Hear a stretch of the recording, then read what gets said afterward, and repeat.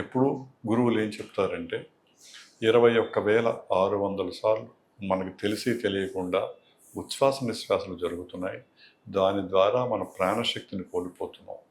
మనం దాన్ని తిరిగి ప్రాణశక్తిని పోవాలంటే ఎరుకతో శ్వాస చేయాలి, లోపల లోపల ప్రయాణం జరగాలి అని గురువులు చెప్తూ ఉంటారు.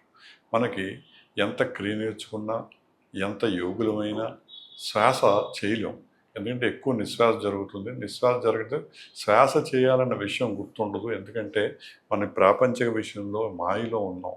ఈ మాయలో ప్రపంచ విషయంలో ఉన్నప్పుడు శ్వాస చేయడం చాలా కష్టం. అతి కష్టమైనది ప్రయత్నపూర్వకంగా శ్వాస చేయడం. కాబట్టి గురువు ఏం చెప్తాడంటే, నువ్వు అసలు ముందుకు జీవితంలో ముందుకెళ్ళాలి, పరమాత్మ వైపు ప్రయోగం చేయాలి, నిజమైన యోగం చేయాలి, నిజమైన తపస్సు చేయాలి అంటే నువ్వు ఏ శ్వాసను కూడా మిస్ కాకుండా శ్వాస జరగాలరా అంటే అది చాలా కఠినమైనది. ఈ కఠినమైన దానికి గురువులు ఏం చెప్తారంటే ఎప్పుడు సోహంలో ఉండరా అంటారు. ఈ సోహంలో ఉంటే సోగా శ్వాస తీసుకోవడం, హమ్గా వదలడం. ఎప్పుడు ఈ సోహంలోనే ఉండరా నువ్వు.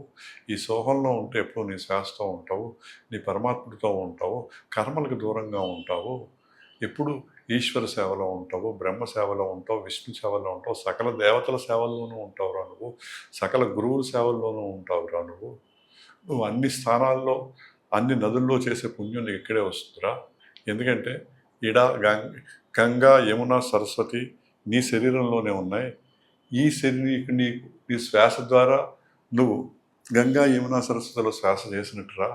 ఒక శ్వాస చేస్తే నీలో ఉన్న అన్ని రుగ్మతులు తొలగిపోతాయిరా.